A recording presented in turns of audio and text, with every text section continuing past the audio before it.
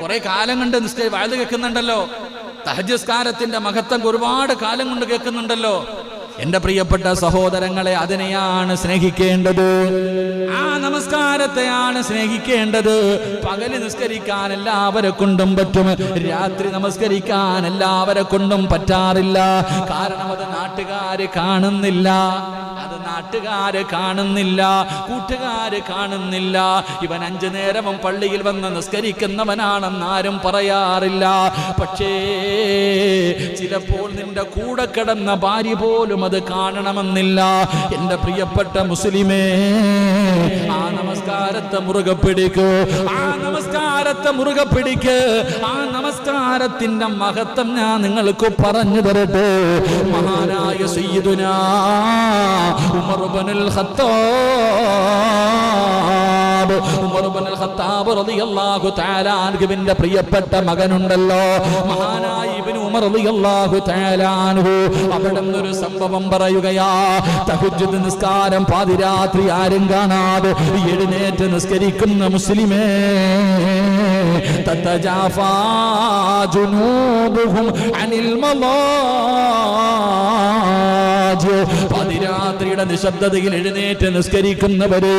മഹാനായ ഉമർ ഇബ്നുൽ ഖത്താബ് റളിയല്ലാഹു തആല അൻഹുവിന്റെ പ്രിയപ്പെട്ട മകനുണ്ടല്ലോ, ഇബ്നു ഉമർ റളിയല്ലാഹു തആല അൻഹു പറയുകയാണ്, എല്ലാ ദിവസവും സുബ്ഹി നമസ്കാരം കഴിയുമ്പോ അല്ലാഹുവേ പള്ളിക്കകത്ത് ബിലാൽ തങ്ങൾ ബാങ്ക് വിളിച്ചു, അസ്സലാത്തു ഖൈറും മിനന്നൗം.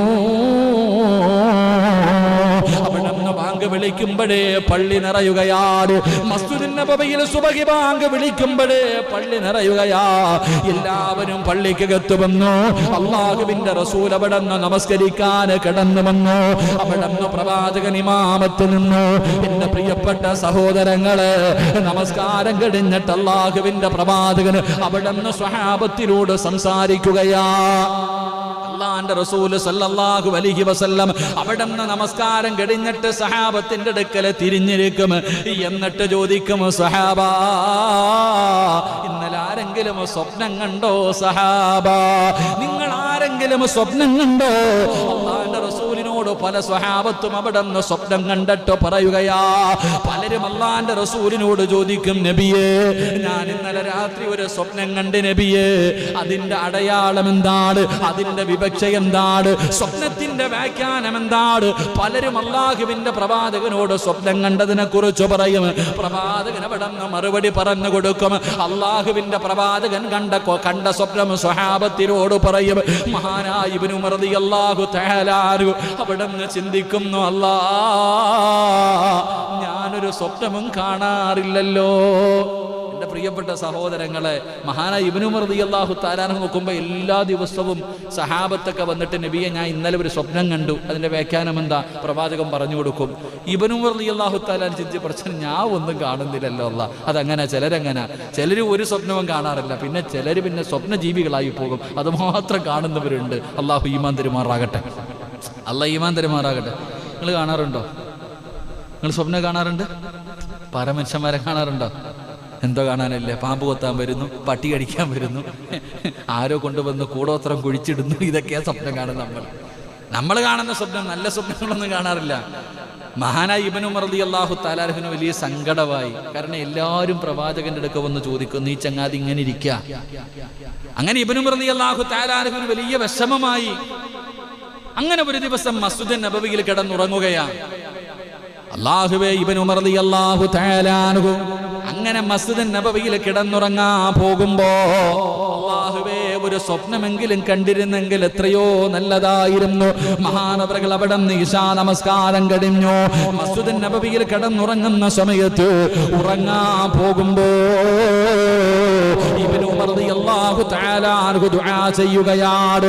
പടച്ച റബ്ബിനോട് ദുആ ചെയ്യുകയാണ്. ഇൻ കുന്ത തഅലമു ഫീ ഖൈറൻ, അല്ലാഹുവിനോട് ദുആ ചെയ്യുകയാ. അല്ലാഹുവേ, എന്നിൽ എന്തെങ്കിലും ഒരു ഖൈറുണ്ടെങ്കിൽ, എന്നിലെന്തെങ്കിലും ഒരു ഖൈറുണ്ടെങ്കിൽ എനിക്ക് നീ ഒരു സ്വപ്നം കാണിച്ചു തരണേ അല്ലാഹ്. ഫറഅയ്തു ലൈലത്ത റുയാ, ഇന്നത്തെ രാത്രി തന്നെ എന്നിൽ എന്തെങ്കിലും ഒരു നന്മയുണ്ടെങ്കിൽ എനിക്ക് നീ ഒരു സ്വപ്നം കാണിച്ചു തരണേ തമ്പുരാനെ. എന്തിനാ റസൂലുള്ളയോട് അതിന്റെ അള്ളാന്റെ റസൂൽ സല്ലല്ലാഹു അലൈഹി വസല്ലമ തങ്ങളോട് അതിന്റെ വ്യാഖ്യാനം ചോദിക്കാനാണ്. ഇബ്നു ഉമർ റളിയല്ലാഹു തആല അൻഹു അവിടുന്ന് കിടക്കാൻ തുടങ്ങി. അവിടുന്ന് ദുആ ചെയ്യുകയാണ്. അവിടുന്ന് ദുആ ചെയ്തിട്ട് കിടക്കുമ്പോ ഫറഅയ്തുഹു, മഹാനവറുകൾ അവിടുന്ന് ഒരു സ്വപ്നം കാണുകയാണ്. അതാനി മലക്കാ, രണ്ട് മലക്കുകൾ ഇങ്ങനെ കടന്നു വരികയാ. ഇബ്നു ഉമർ റളിയല്ലാഹു തആല അൻഹുവിന്റെ ചാരത്തേക്ക് രണ്ട് മലക്കുകൾ ഇങ്ങനെ കടന്നു വരികയാണ്. പടച്ചവരെ, എന്നിട്ട് ആ മലക്കുകൾ ഇബ്നു ഉമർ റളിയല്ലാഹു തആല അൻഹുവിന്റെ കയ്യിൽ പിടിച്ചുകൊണ്ട് പോവുകയാണ്. രണ്ട് മലക്കുകൾ അവിടുന്ന് കയ്യിൽ പിടിച്ചുകൊണ്ട് പോവുകയാണ്. മഹാനവറുകൾ പറയുന്നു, ഫറഅയ്തുന്നാർ മൂതാ, ആ രണ്ട് മലക്കുകൾ പിടിച്ച് എവിടെയാ കൊണ്ടുപോകുന്നത്? അള്ളാഹുവിന്റെ അദാബ് കൊണ്ട് നിറച്ച നരകമുണ്ടല്ലോ, ആ നരകത്തിന്റെ മുന്നിൽ കൊണ്ടുപോവുകയാ.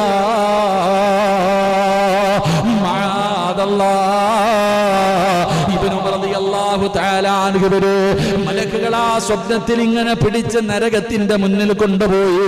അവിടെ ചെല്ലുമ്പോ നരകം അടച്ചു വെച്ചിരിക്കുകയാണ്. കിണറടച്ചു വെച്ചിരിക്കുന്നത് പോലെ അള്ളാഹുവിന്റെ നരകം അവിടെ അടച്ചു വെച്ചിരിക്കുകയാ. മഹാനവറുകൾ അവിടെ വല്ലാത്ത പടച്ചവര് അവിടെ റബ്ബിനോട് കാവൽ ചോദിക്കുകയാണ്. എന്റെ പ്രിയപ്പെട്ട സഹോദരങ്ങള്, മഹാനായ ഇബ്നു ഉമർ റളിയല്ലാഹു തആല അൻഹു അവിടെ സ്വപ്നം കണ്ടു. രാവിലെ എഴുന്നേറ്റു.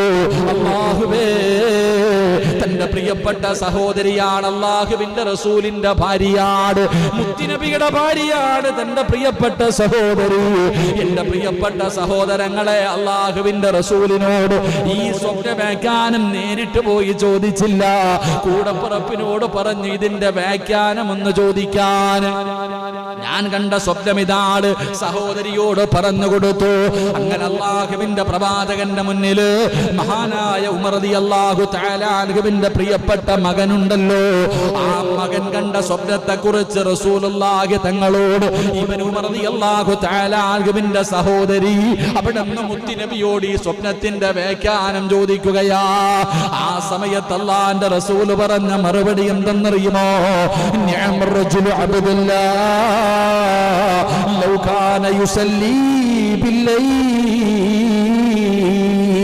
അല്ലാഹുവിന്റെ റസൂൽ പറയുകയാണ്, ഇബ്നു ഉമർ നല്ലവനാണ്, ഒരുപാട് നല്ല കാര്യങ്ങൾ ചെയ്യുന്നവനാണ്, അല്ലാഹുവിന് ഇഷ്ടപ്പെട്ടവനാണ്. പക്ഷേ രാത്രി ഒന്ന് 2 റക്അത്ത് നിസ്കരിച്ചിരുന്നെങ്കിൽ എത്രയോ നല്ലതാ. അല്ലാഹുവിന്റെ റസൂൽ പറയുകയാണ്, അവിടുന്ന് ചരിത്രത്തിൽ കാണാം, നിഅമർ റജുലു അബ്ദുല്ലാഹ് ലൗ കാന യുസല്ലി ബില്ലൈൽ. 2 റക്അത്ത് നമസ്കരിച്ചിരുന്നെങ്കിൽ എത്രയോ നല്ലതാ. മഹാനായ ഇബ്നു ഉമർ തങ്ങൾ പറയുകയാണ്, വമാ തറക്തു മിൻഹു അൻ കാന റസൂലുള്ളാഹ്.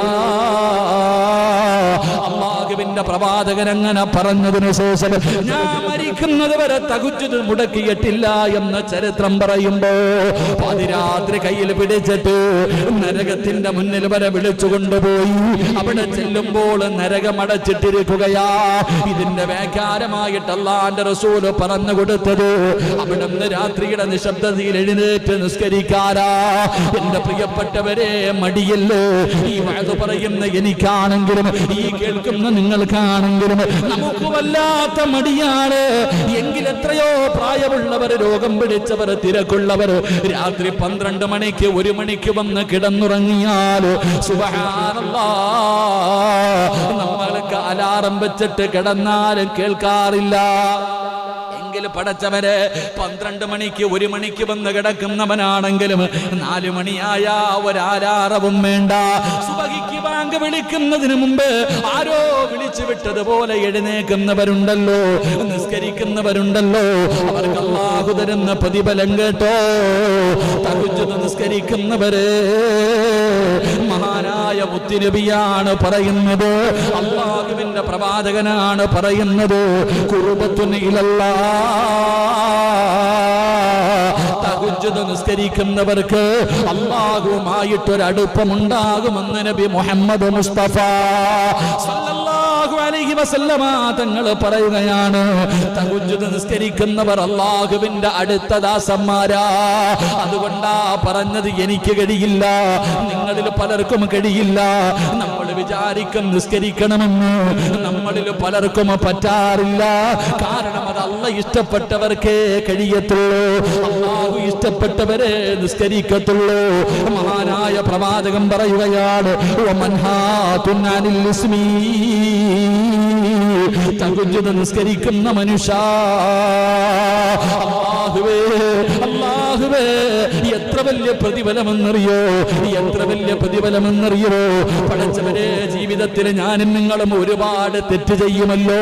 നമ്മൾ പറയും ഉസ്താദേ തെറ്റിന്റെ അകത്ത് പെട്ടുപോകുന്നു, കള്ള് കുടിക്കുന്ന ഉസ്താദേ എത്ര വിചാരിച്ചിട്ടും നിർത്താൻ പറ്റുന്നില്ല, വീടി വലിക്കുന്നു, ലഹരി വസ്തുക്കൾ ഉപയോഗിക്കുന്നു, പഠിച്ചവനെ മോശമായ രീതിയിൽ നടക്കുന്നു, അന്യ പെണ്ണുമായി ഫോണിലൂടെ സംസാരിക്കുന്നു, ടിവിയുടെ ഫ്രണ്ടിലാണ് ഉസ്താദ്. എത്ര നന്നാകണമെന്ന് പറഞ്ഞാൽ പറ്റുന്നില്ല, എത്ര വിചാരിച്ചിട്ടും നേരെയാകുന്നില്ല.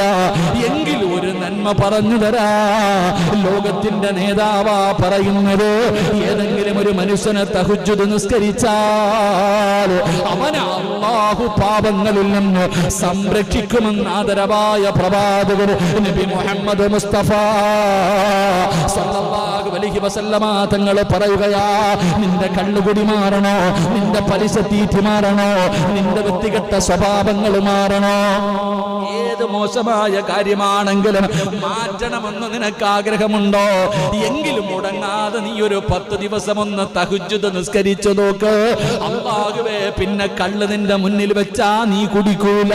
അല്ലാഹു നിന്നെ സംരക്ഷിക്കുകയാണ്, തെറ്റിലേക്ക് വീഴാതെ അല്ലാഹു തന്നെ നിന്നെ സംരക്ഷിക്കുകയാ. അത് പടച്ചവനിലേക്ക് അടുക്കുമ്പോ കിട്ടുന്ന രണ്ടാമത്തെ പ്രതിഫലമാണ്. 3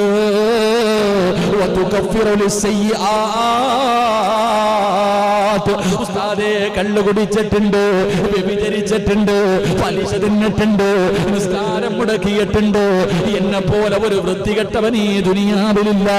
ഒരുപാട് തെറ്റ് ചെയ്തവരാണെന്ന് പറയുന്നവരുണ്ടല്ലോ. മോനെ, നിന്റെ പാപം അല്ലാഹു പൊറുക്കണോ, അല്ലാഹു നിന്റെ പാപങ്ങൾ പൊറുത്തു തരണോ. റസൂലുള്ളാഹി തങ്ങൾ പറയുകയാ, ഒന്ന് രാത്രിയുടെ നിശബ്ദതയിൽ എഴുന്നേറ്റൊന്ന് നിസ്കരിക്കാൻ പറ്റുമോ? ആരും കാണാതെ പാതിരാത്രി എഴുന്നേറ്റ് നിസ്കരിച്ചിട്ട് പടച്ച റബ്ബിന്റെ മുന്നിലേക്ക് തന്റെ ഇരുകരങ്ങൾ ഉയർത്തിയിട്ട് അവിടെ നിന്ന് കരഞ്ഞു ദുആ ചെയ്താ നിന്റെ പാപം അല്ലാഹു പുറത്തു തരുമെന്ന് ആദരവായ പ്രവാചകൻ നബി മുഹമ്മദ് മുസ്തഫ സല്ലല്ലാഹു അലൈഹി വസല്ലമ തങ്ങൾ പറയുമ്പോ നാലാമത്തെ പ്രതിഫലം എന്താ? ഇന്ന് മുതൽ തുടങ്ങിക്കോ, ഇന്ന് മുതൽ തുടങ്ങിക്കോ.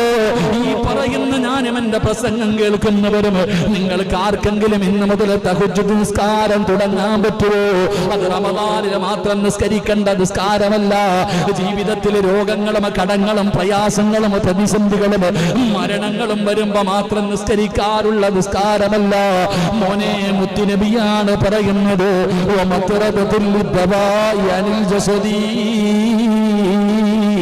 ഏതെങ്കിലും ഒരു മനുഷ്യന് തഹജ്ജുദ് നിസ്കരിച്ചാൽ, ഏതെങ്കിലും ഒരു മനുഷ്യന് തഹജ്ജുദ് നിസ്കരിച്ചാ അല്ലാഹു അവന് കൊടുക്കുന്ന നാലാമത്തെ പ്രതിഫലം റസൂലുള്ളാഹി തങ്ങൾ പറയുകയാ. വലിയ വലിയ രോഗങ്ങളുണ്ടല്ലോ, ക്യാൻസർ എന്ന് പറയുന്ന രോഗമുണ്ടല്ലോ, ട്യൂമർ എന്ന് പറയുന്ന രോഗമുണ്ടല്ലോ, കിഡ്നി തകരുന്ന രോഗമുണ്ടല്ലോ, ശരീരം തളർന്നു പോകുന്ന രോഗമുണ്ടല്ലോ, കിടന്ന കിടപ്പിൽ കിടന്ന് മലമൂത്ര വിസർജനം നടത്തുന്ന രോഗമുണ്ടല്ലോ, സമ്പാദിച്ചത് മുഴുവനും വിറ്റ് ചികിത്സിച്ചാൽ മാറാത്ത രോഗങ്ങളുണ്ടല്ലോ. അല്ലാഹു നിന്നെ ആ രോഗങ്ങളിൽ നിന്ന് സംരക്ഷിക്കുമെന്ന് ആദരവായ പ്രവാചകൻ നബി മുഹമ്മദ് മുസ്തഫ സല്ലല്ലാഹു അലൈഹി വസല്ലം. അല്ലാഹു ഈമാൻ തരുമാറാകട്ടെ. രാത്രി നിസ്കരിച്ചാൽ കിട്ടുന്ന നാലാമത്തെ പ്രതിഫലം എന്താ? ഒന്ന്, അത് അല്ലാഹുവിന്റെ അടുക്കലേക്ക് അല്ലാഹുവുമായിട്ട് അടുക്കാൻ കഴിയും. ശരിയാ, പകല് നിസ്കരിച്ചാൽ അത് കിട്ടൂല, രാത്രി നിസ്കരിച്ചാൽ അല്ലാഹുവുമായിട്ടൊരു ബന്ധം. 2, എടാ നീ എത്ര വൃത്തികെട്ടവനാണെങ്കിലും നിസ്കരിക്കാൻ തുടങ്ങിക്കഴിഞ്ഞാൽ നീ കള്ളു കുടിക്കണമെന്ന് വിചാരിച്ചാലും പറ്റൂല, അല്ലാഹ് നിന്നെ രക്ഷപ്പെടുത്തും. ഒരു പെണ്ണ് വിളിച്ചിട്ട് വാ ഞാൻ തരാം, പോടാ അള്ളാഹു നിന്നെ രക്ഷിക്കും, അള്ളാഹു നിന്നെ സംരക്ഷിക്കുമെന്ന് നബിയിന റസൂലുള്ളാഹി. 3, നീ എത്ര വലിയ പാപം ചെയ്തവനാണെങ്കിലും അള്ളാഹു നിനക്ക് പുറത്തു തരും, അള്ളാഹു നിനക്ക് പുറത്തു തരും. 4, മാരകമായ രോഗം. മാരകമായ രോഗങ്ങളിൽ നിന്ന് അള്ളാഹു നിന്നെ രക്ഷപ്പെടുത്തുമെന്ന് നബിയിന റസൂലുള്ളാഹി. അൽഹംദുലില്ലാ, രാത്രിയൊക്കെ എഴുന്നേറ്റ് നിസ്കരിക്കുന്ന ഒരു മനുഷ്യൻ അള്ളാഹുവിനെ ബുദ്ധിമുട്ടിക്കുമോ? അള്ളാഹുവിനെ പ്രയാസപ്പെടുത്തൂല്ല സഹോദരങ്ങളെ. അള്ളാഹു സംരക്ഷണം കൊടുക്കും. അള്ളാഹു നമ്മളെ കാത്തിരക്ഷിക്കുമാറാകട്ടെ. അള്ളാഹു മാരകമായ രോഗങ്ങളെ തൊട്ട് അള്ളാഹു നമ്മളെ കാത്തിരക്ഷിക്കുമാറാകട്ടെ. എൻ്റെ